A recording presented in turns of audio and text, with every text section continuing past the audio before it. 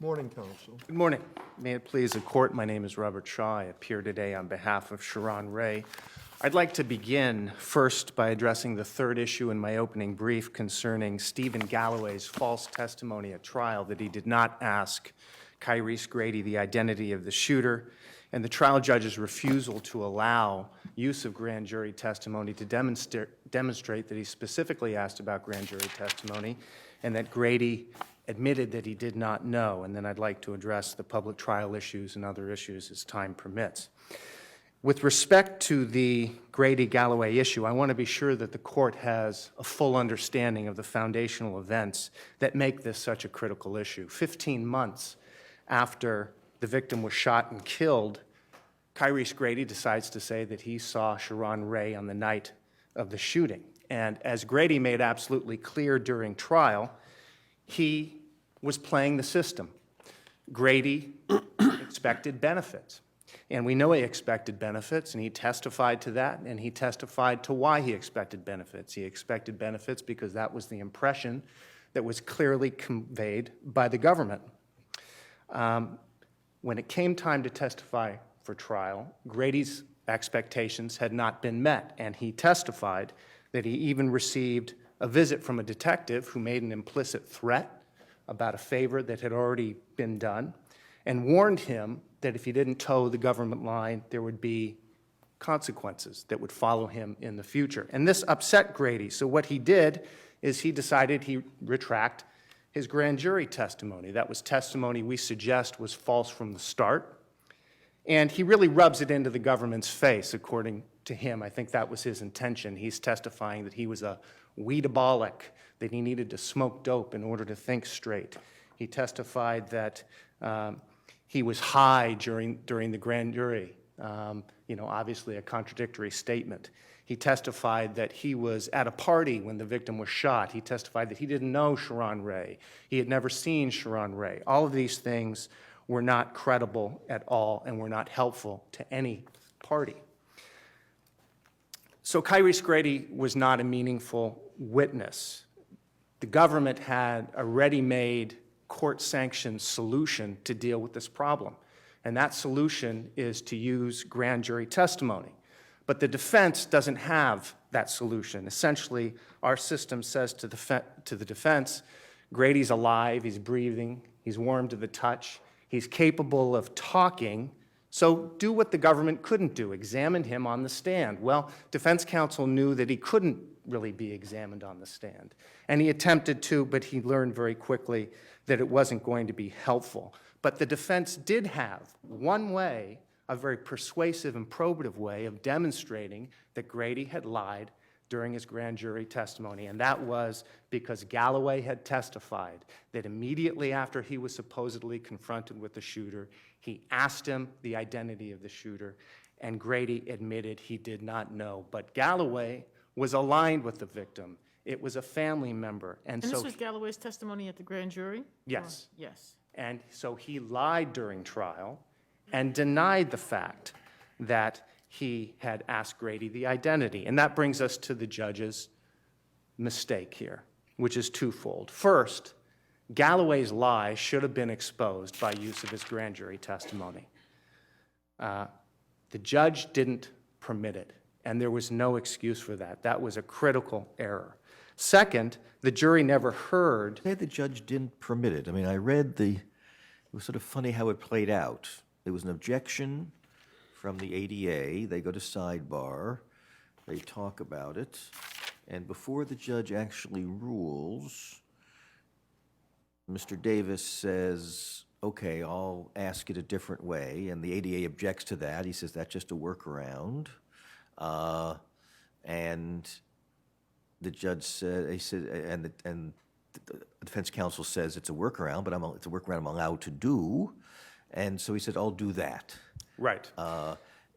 It's not a clean objection sustained, and then he does this alternative. Well, Your Honor, I would suggest to you that it's very important for the court to look at this and recognize that defense counsel clearly said, this is impeachment of Galloway and Grady, and he pushed it.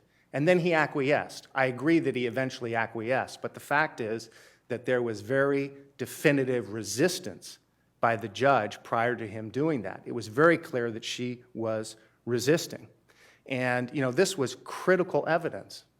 Now, the question that Galloway asked Grady, and Grady's answer should have come in very clearly because it was impeachment of Galloway and Grady. It was the only way that Grady's grand jury testimony could be impeached. It was also grand jury testimony. It should have come in substantively. And even if this court wants to say... I'm sorry, was the only way whose testimony could be impeached? Was the only way Grady's testimony? Yes. You said because, Galloway, I was just... Well, first there's Grady and Galloway. Galloway lies and says he never asked specifically about the identity of the shooter. That should have been impeached by use of the grand jury testimony. Grady was putting on an act, almost comical. It wasn't helpful to the defense. There's no way the defense could really get to the bottom of it. It would have been permitted under this court's jurisprudence, but it wasn't meaningful at all. So the only way for the defense to impeach and attack the testimony, the grand jury testimony that came in during trial of Grady, was to use this grand jury testimony that, in fact, he admitted without the opportunity to reflect that he did not know the identity of the shooter when this was unfolding. And then 15 months later, when he was perceiving a benefit for himself, he decided to change his story. Even if the court wants to say, well, when we look at this, we think that there should be some sort of hearsay exception to Grady's answer that I don't know who that is. Clearly, you have it here. You have an excited utterance. I mean, there are many that I go through in my brief, and I don't think even that the court needs to go there. So this really was critical evidence. The sole issue in this case was identification.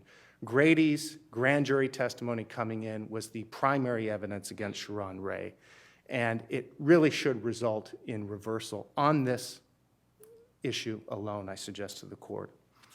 Now, with respect to the public trial issues... Before you leave that, you're Yes. going to have to deal with the fact that the defense attorney at the time said, I'll do this workaround, and did get in that he spoke to him, and after you spoke with him, did you know who the shooter was? No.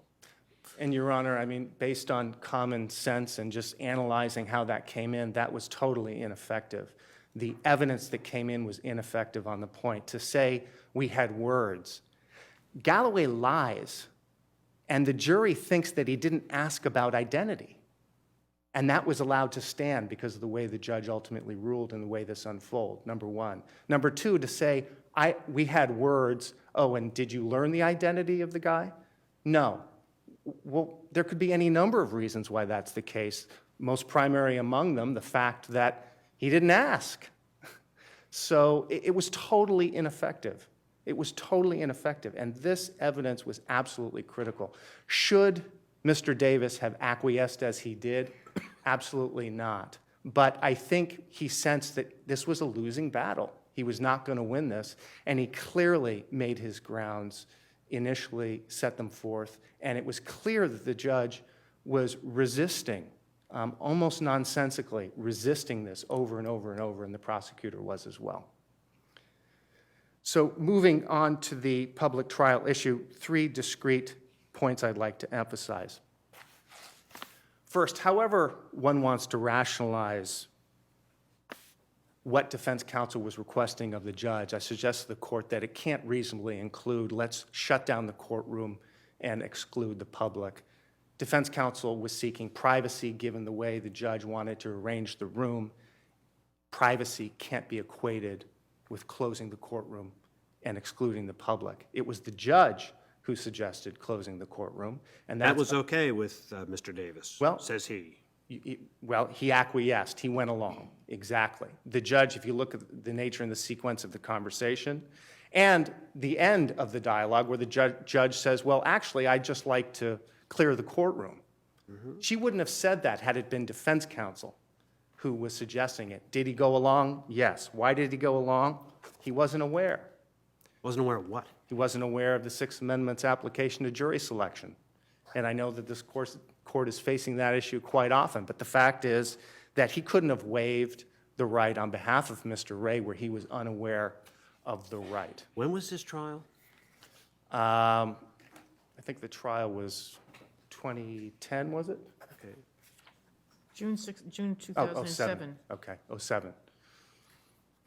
So it was before. How long has Mr. Davis been trying murder cases? He's been trying murder cases a long time, Your Honor, but as you know, so is Robert Sheketoff, so have a lot of folks who appear before this court and indicate that they didn't understand the They application. all fall below the level that we would expect of a reasonably fallible lawyer?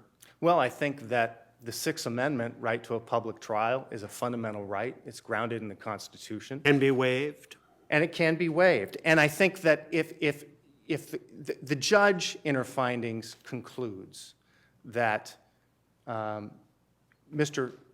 Davis was not aware, nor was she, if the court feels, and I know that there's some concern that maybe you don't want to provide a more favorable standard to defendants whose counsel don't object as compared to ones who do, and you do something as you did in Commonwealth versus Hardy, and you look to the facts and circumstances surrounding the closure and try to determine prejudice that way. If you go with the traditional evaluation of prejudice, all you're doing is saying that the Sixth Amendment constitutional right has no meaning, it has no effect if someone's unaware of it.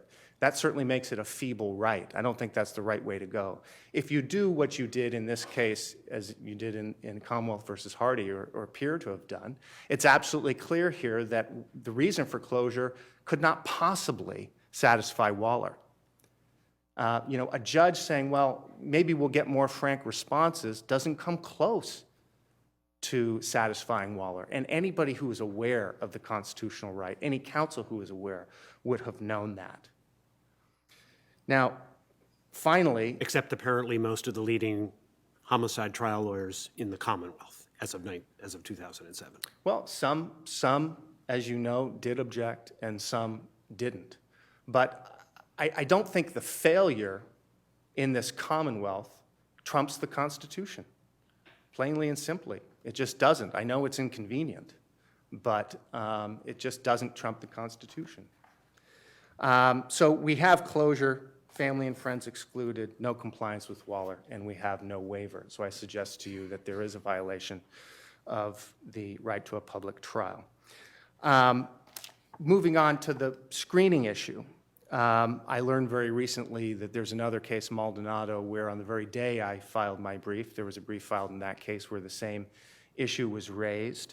But somewhat different facts. In this case, we have the judge on the first day of trial ordering everybody out of the courtroom, requiring that they provide identification and sign in to get back in. We have people who are excluded, including Mr. Ray's family members, and there's no dispute about these facts. The judge accepts them. There are two areas of dispute here. The Commonwealth says that this wasn't a closure, and the Commonwealth says that the DeLuca case in the First Circuit indicates there's no closure. The DeLuca case indicates that it is a partial closure. If you don't rely on the one sentence that the Commonwealth is looking at and read the whole opinion, which I'm sure you have, that's clear, especially at page 35 of the opinion. There are also many other cases that indicate that I've cited in my briefs. United States versus Smith, People v. Jones, and I know you've probably become familiar with those. And I suggest to the court that this is a closure for a very simple reason. It excludes members of the public, not primarily because they don't want to show their identification when they come to the trial, but because many on the lower economic scale do not have identification. And I've cited studies in my briefs, which were presented a long time ago to the trial judge in this case. Who says that she basically doesn't really buy that because she wasn't asking for any particular form of identification? That it's difficult to believe that someone has no identification of any kind. Well, when they appear at a courthouse, somebody who doesn't drive, who doesn't have a driver's license, who appears at a courthouse isn't necessarily going to be carrying identification. Somebody who's of a very young age, the peers of Mr. Ray aren't necessarily going to have identification. Who were the 2 or 3 people identified as having been excluded? Were they all peers of his?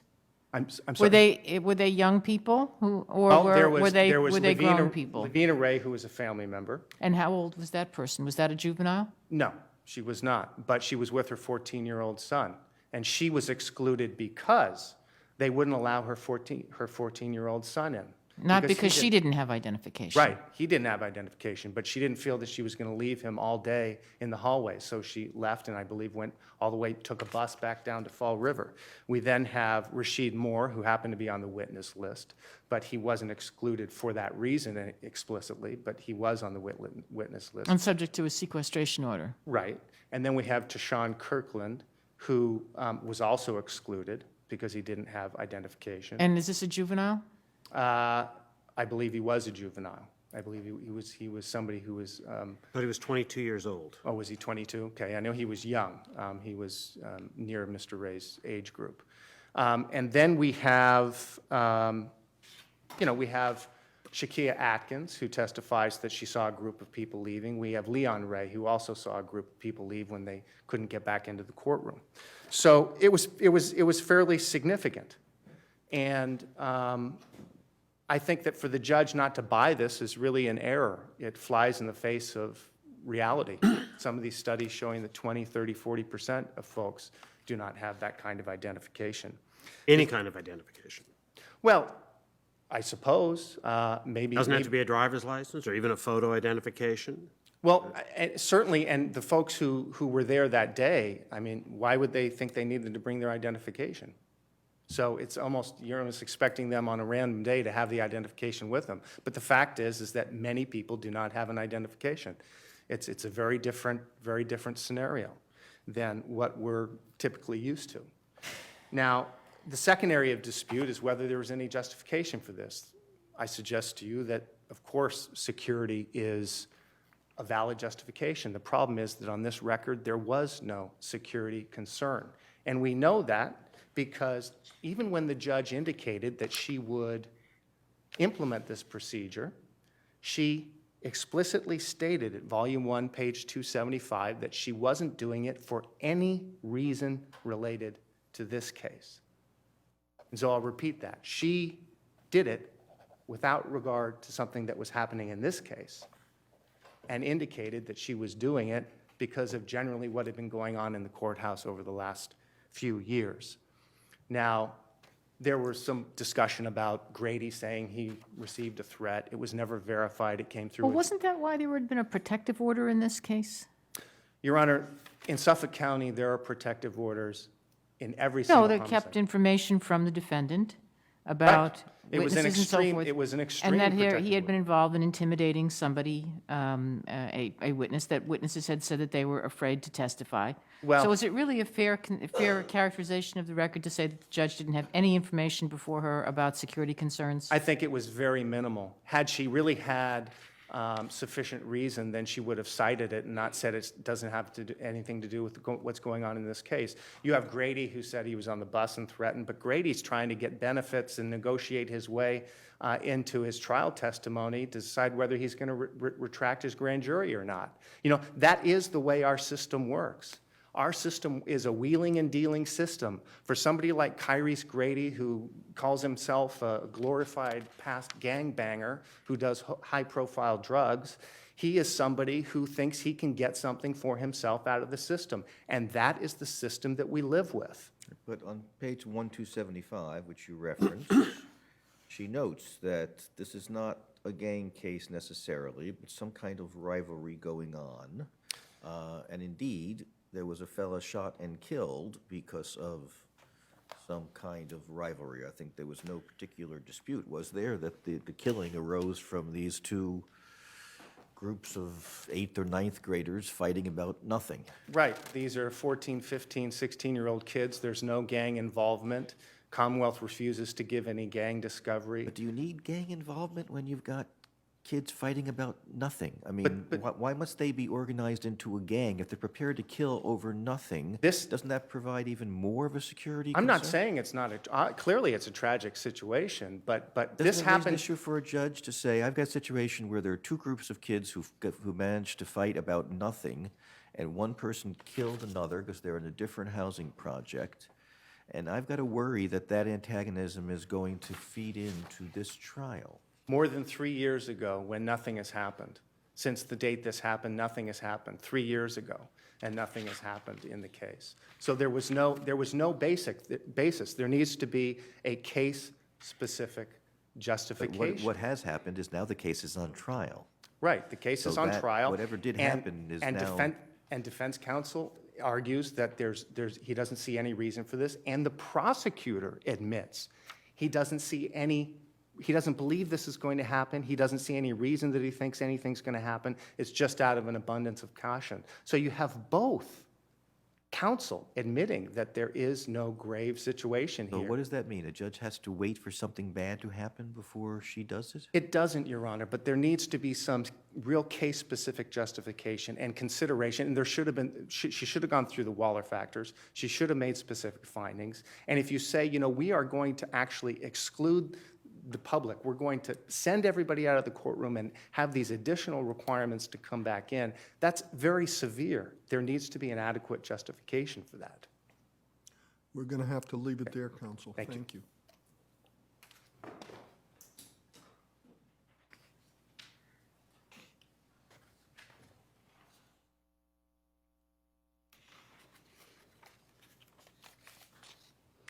Good morning, Your Honors. May it please the Court, Helle Sachse on behalf of the Commonwealth.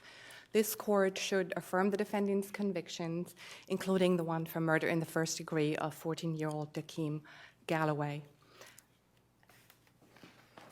I will follow my brother's lead and begin with the impeachment issue here. But Attorney Shaw now is asking this Court to interpret something into a cold record that simply wasn't there at the time of trial. Attorney Davis here made a series of reasonable tactical decisions that led him to pursue the testimony exactly the way he wanted.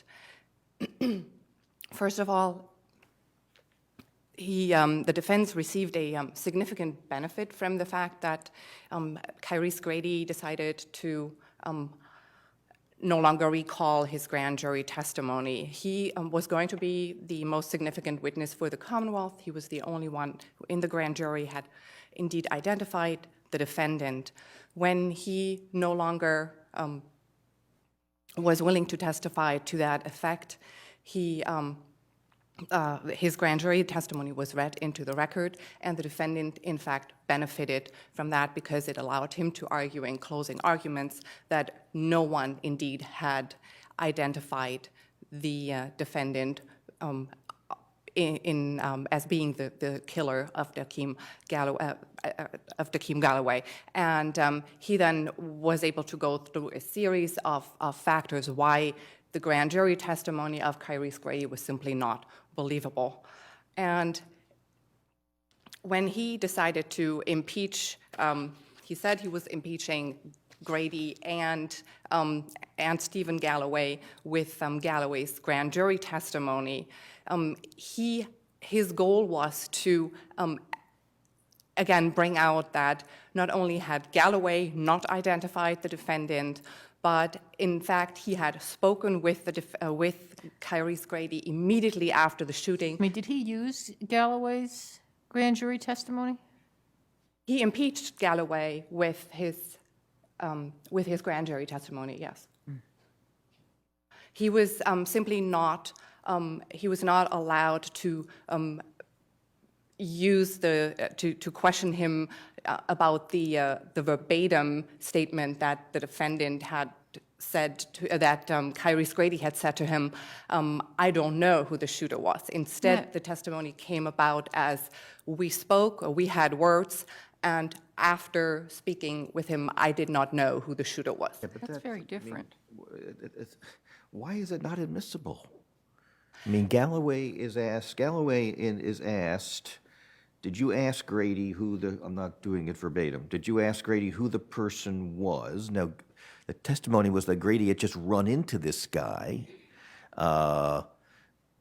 and Galloway said, I didn't even ask the question. So initially, Galloway says, I didn't even ask him who it was, and then he says, I'm going to show you your grand jury testimony. Does that refresh your memory? yes, it does. So, and then he says, what did Grady say to you? Objection is sustained. I mean, Galloway is saying, I don't remember asking the question of, do you know who the shooter was?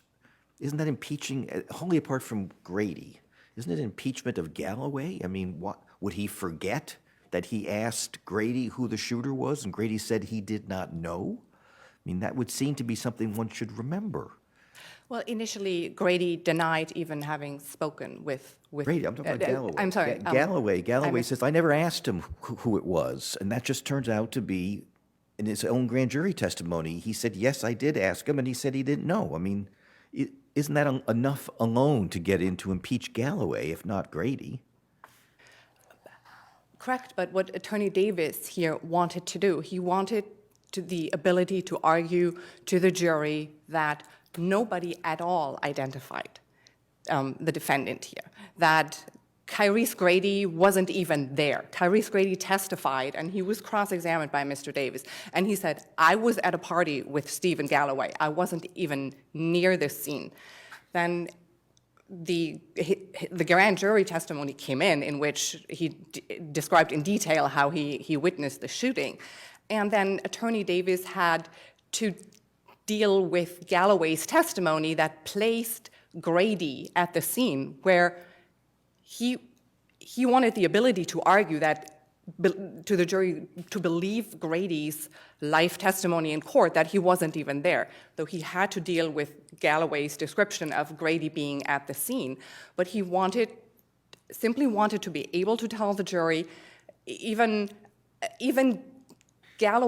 Grady didn't see who the shooter was, and you know that because Galloway spoke to him after the shooting, and he said, and he didn't learn who the shooter was from Galloway. That is the gist of Attorney Davis's strategy here. The more he it wasn't a strategy, it's what he was left with when the judge... No, he asked. He asked for... him, he said, what did Grady say? Objection, sustained. No, I apologize. As soon as the prosecutor objected on hearsay grounds, Attorney Davis said, okay, I will go Okay, I right, will you're ask right. They these basically questions. went as sidebar, but I think your brother's characterization of it, he basically did it as an alternative. You are correct. I'm wrong. The judge did not say sustained. They had this lengthy sidebar, and Mr. Davis said, okay, I'll do it this way. But it was clear that he wanted to basically say, what did Grady say, and get the answer. Grady said, I don't know. That's what he wanted.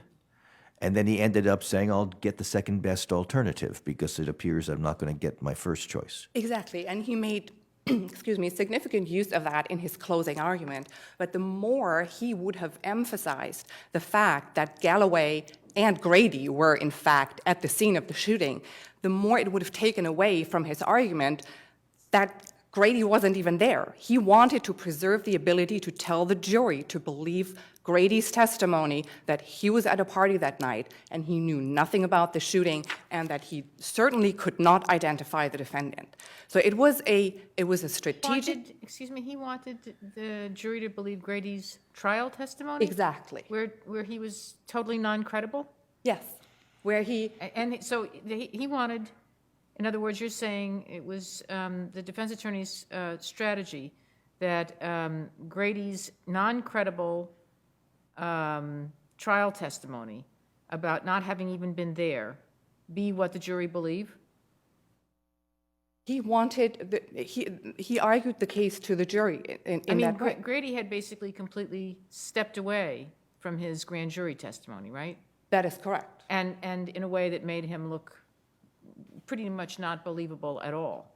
Correct. Attorney Davis, however, But Davis wanted the jury to think he was credible? He certainly wanted them to discredit Grady's grand jury testimony, and he goes through a series of points in which he emphasizes how the jury should discredit that grand jury testimony that was read into the record.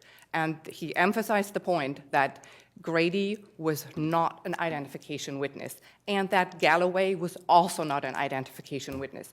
Those were the two main points that Attorney Davis made to the jury in his closing arguments. And in the circumstances of this case, this was an utterly reasonable decision to do. He had to work with what was given to him as a case. He certainly went into it thinking that Grady was going to testify in conformance with his grand jury testimony.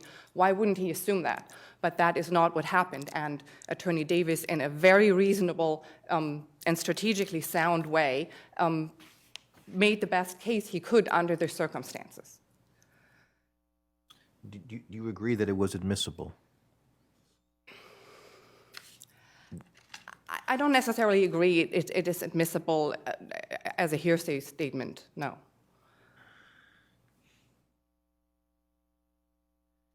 Turning to the courtroom closure issues here, ruling on the defendant's motion for new trial, Judge Sanders properly found that Mr. Davis wanted the individual voir dire to take place outside the presence of the jury, and she explicitly discredits Attorney Davis's affidavit on his now changed interpretation of what an executive session meant.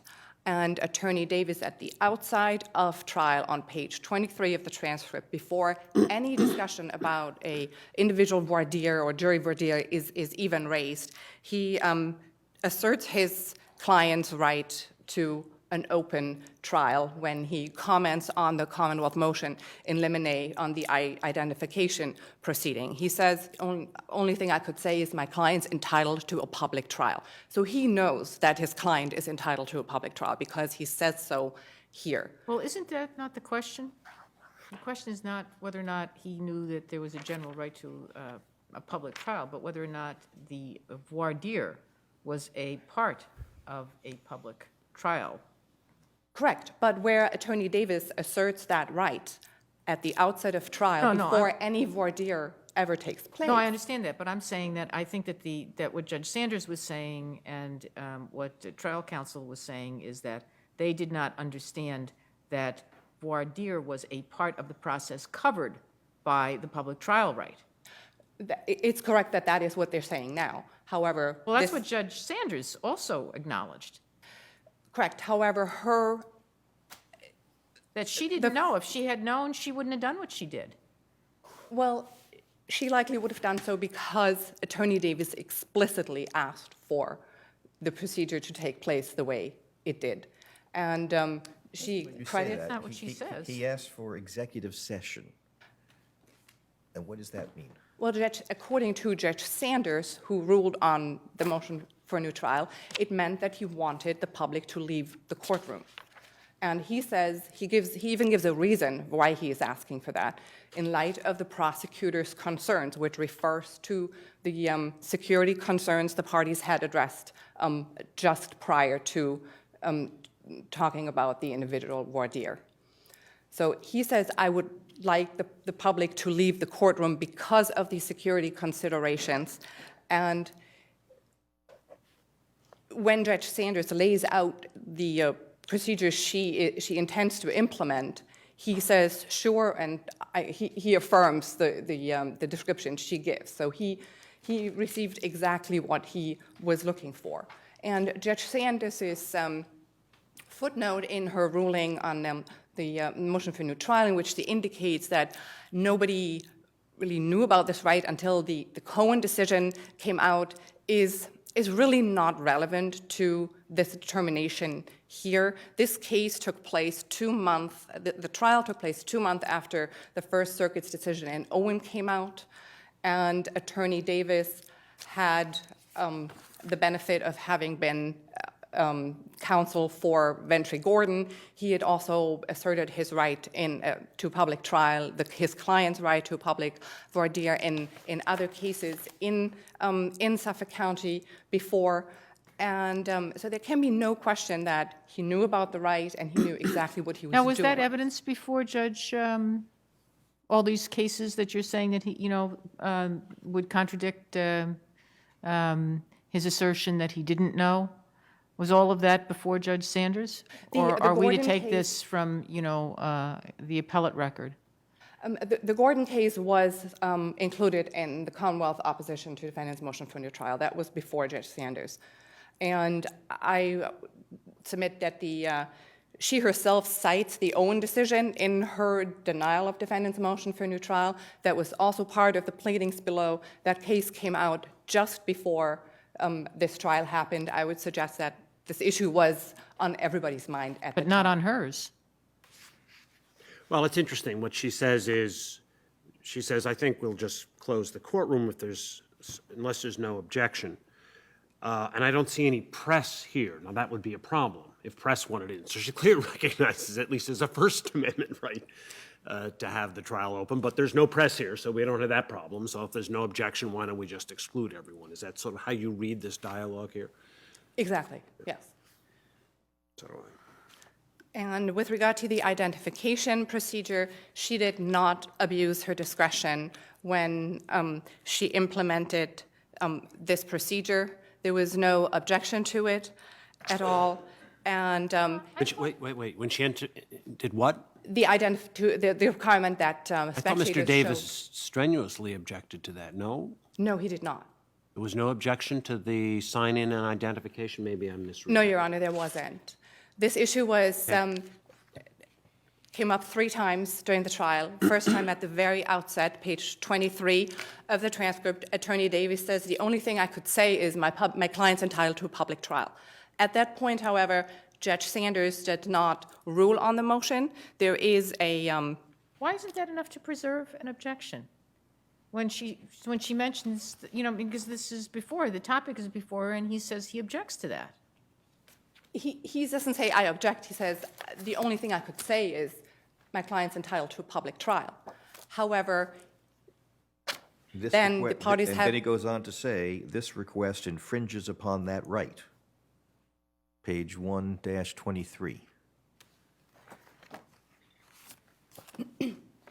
However, right after that, there is a lengthy discussion about the security considerations here, and among them is a note that is given to the prosecutor, then read among the attorneys and the judge, that in the back of the courtroom were 2 individuals who were from an opposing housing project, had been in trouble with the victim's mother who still lived in the area.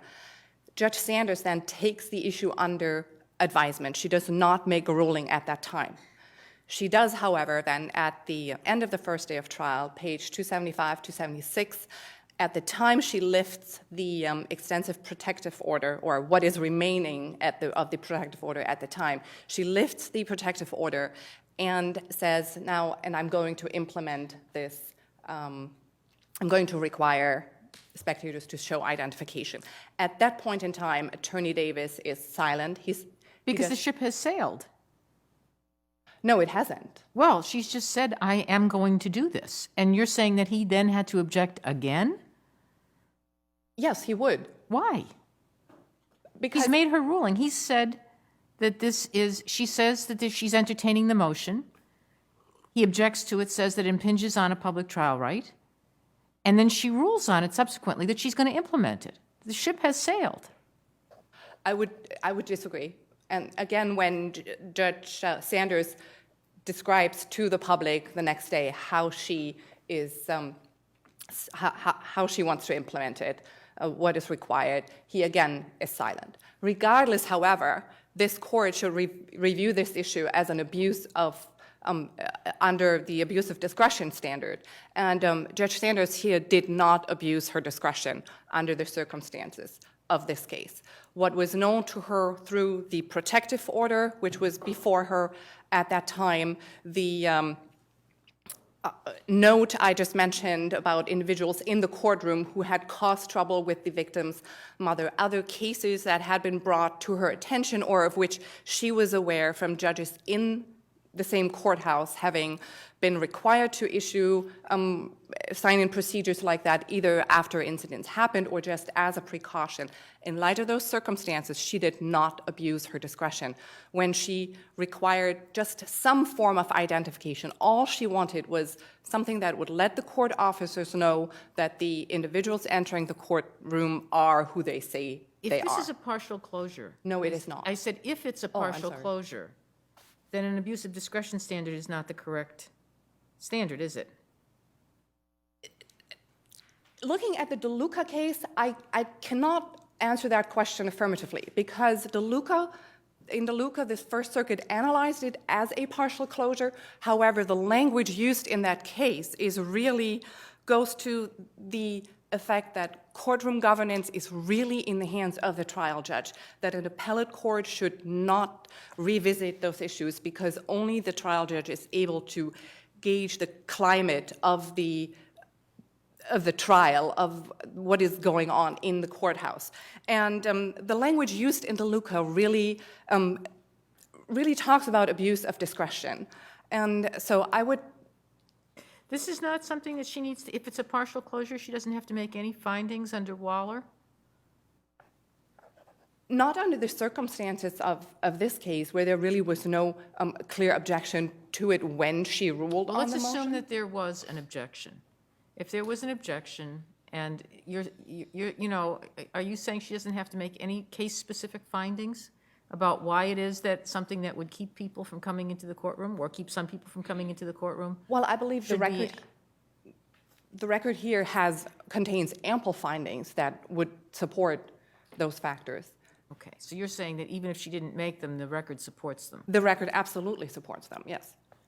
And I would ask this court not to exercise its authority under 278-33E, where here the defendant committed a just random, unprovoked killing of a 14-year-old little boy, and this court should affirm the conviction as murder in the first degree. Thank you very much.